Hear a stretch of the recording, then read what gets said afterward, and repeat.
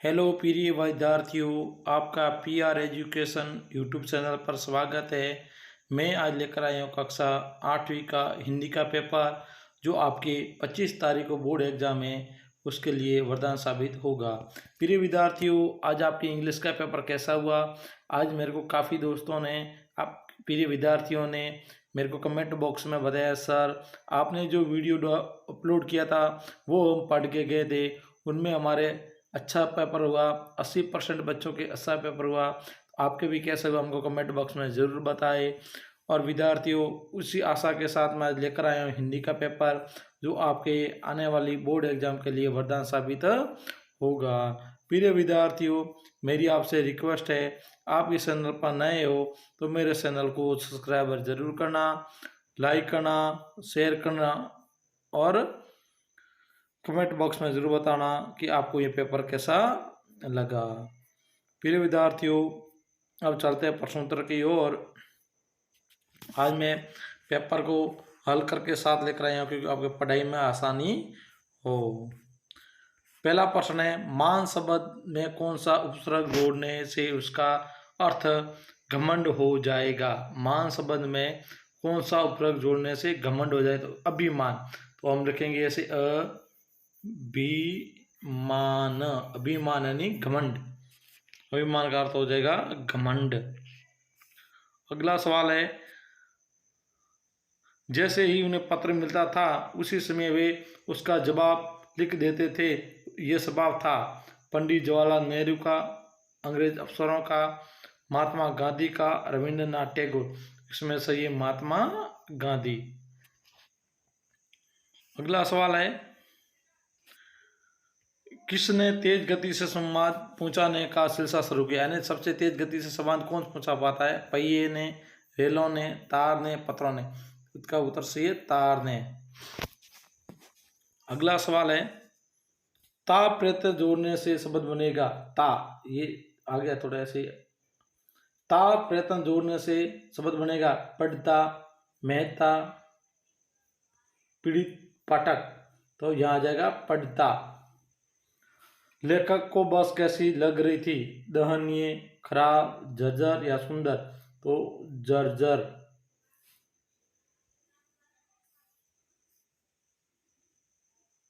आकाश की असीम ऊंचाई को नापने की बात किसने कही?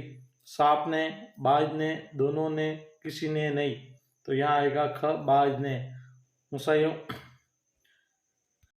तो आकाश की असीम ऊंचाई की नापने की बात किसने की थी? बाज ने। टोपी पाठक के लेखक का नाम है संजय, सजीव, धनंजय, अनमेज? इसमें सजीव।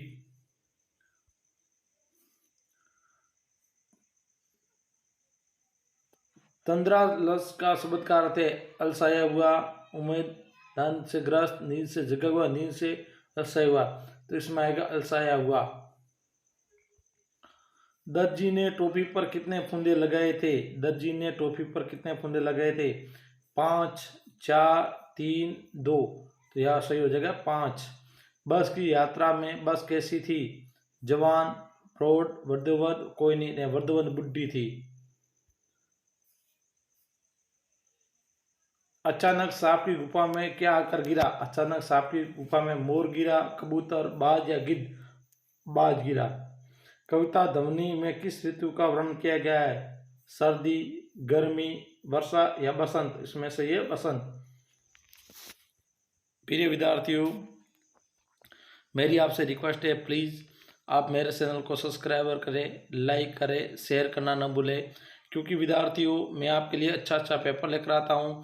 और मेरी एक आशा है आपसे कि आप मेरे चैनल को सब्सक्राइब करोगे तो मेरा मोटिवेशन है, मेरा मनोबल बढ़ेगा और मैं आपके लिए अच्छा सा वीडियो लेकर आऊँगा।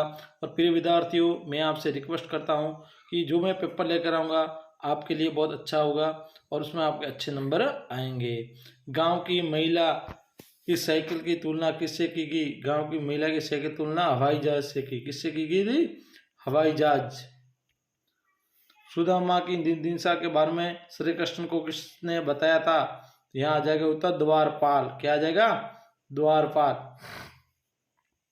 कामसोर कहानी क्या संदेश मिलता है? जो कामसोर कहानी है उसे क्या संदेश मिलता है? कामचोर कहानी से यही सीख मिलती है कि काम के लिए समझदारी होना आवश्यक है, यानी जो भी हम काम करें उसके लिए समझदार होना जरूरी है। बिना सोच समझे किया गया काम हमेशा नुकसान नहीं देता है। कोई भी हम काम बिना सोच समझे करते हैं उससे हमको नुकसान होता है। डॉक्टर मित्र ने किसे अनुभवी बताया? जो डॉक्टर मित्र थे उन्होंने बस को अनुभवी बताया कि ये बस है, ये अनुभवी है। चिड़िया अपनी सोच में क्या दबाए हुए? चिड़िया अपनी सोच में तिनका दबाए हुए। क्या दबाए हुए? तिनका।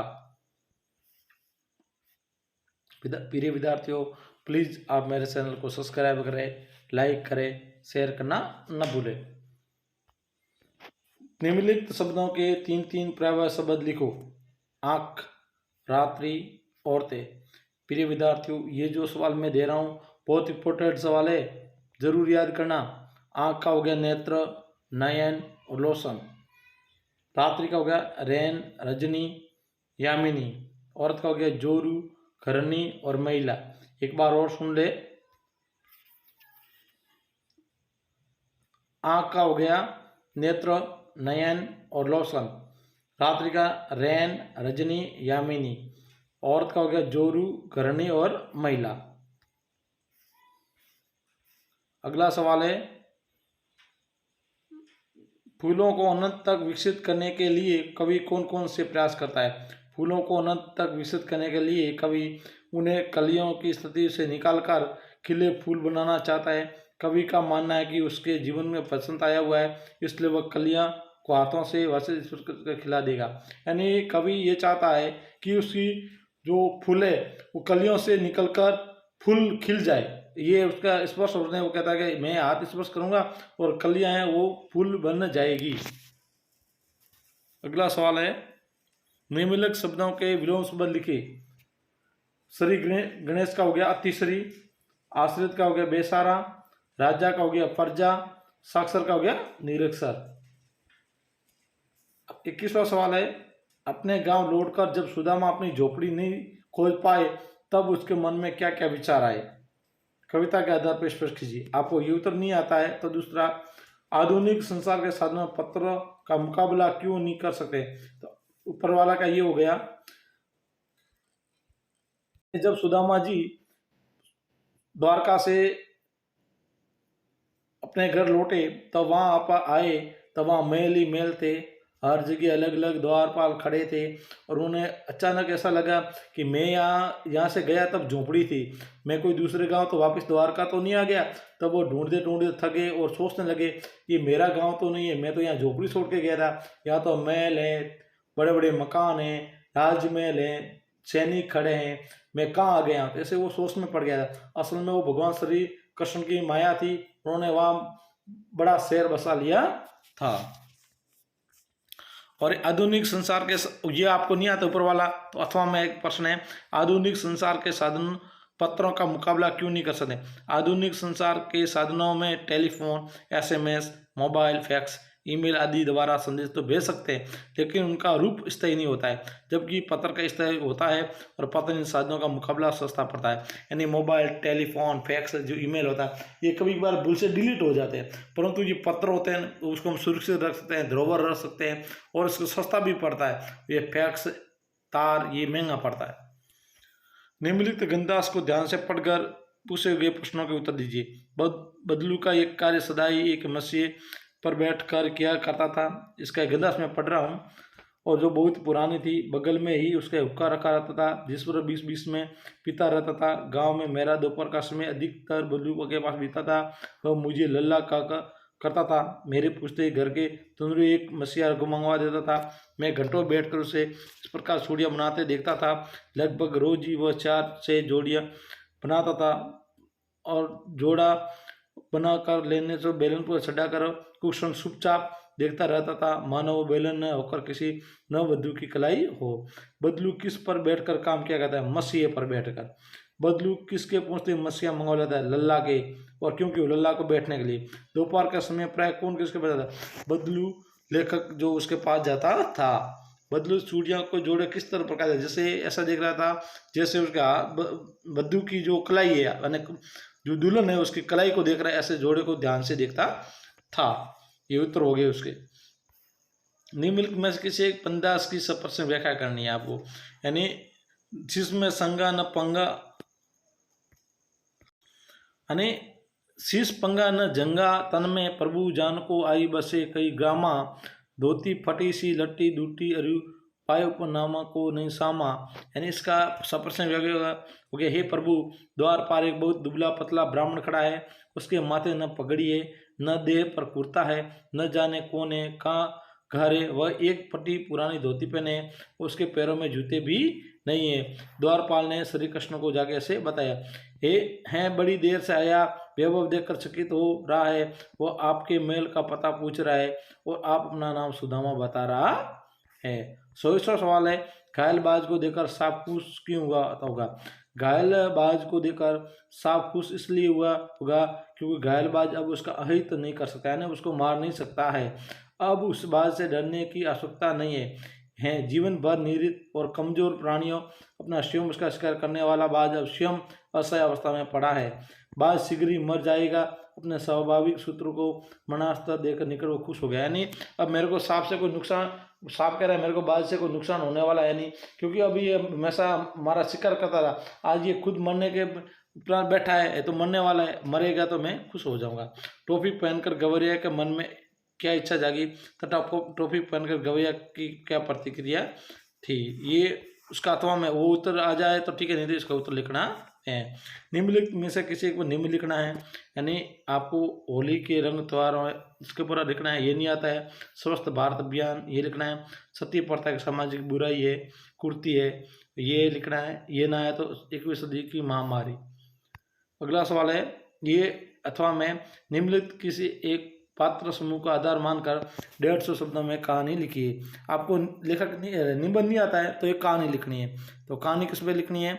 ईमानदार लकड़ारा, दो मित्र एक भालू, लालची औरत, लोमड़ी। प्रिय विद्यार्थियों, जो मैं सवाल लेकर आया हूँ बहुत इंपॉर्टेंट सवाल है और आप वीडियो को पूरा देखोगे, पूरा वीडियो नहीं देखोगे तो आपको कुछ समझ में नहीं आएगा।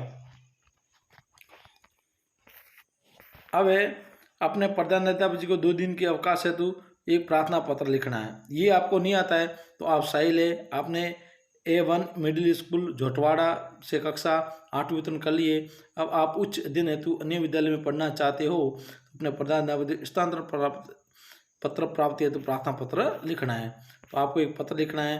पत्र में आपको पहले से लिखना है, सेवा में श्रीमान प्रधानाध्यापक जी, राज्य की उच्च माध्यमिक विद्यालय झोटवाड़ा, मान्यवर जी, नम्र निवेदन है कि मैंने आपकी स्कूल से 8वीं फर्स्ट डिवीजन से उत्तीर्ण कर लिए, A+ श्रेणी से उत्तीर्ण कर लिए। अब मैं अन्य स्कूल में अपना अध्ययन जारी रखना चाहता हूँ, अतः आपसे अनुरोध है कि आप TCD लेने का कष्ट करावे। मैं आपका आभारी रहूँगा।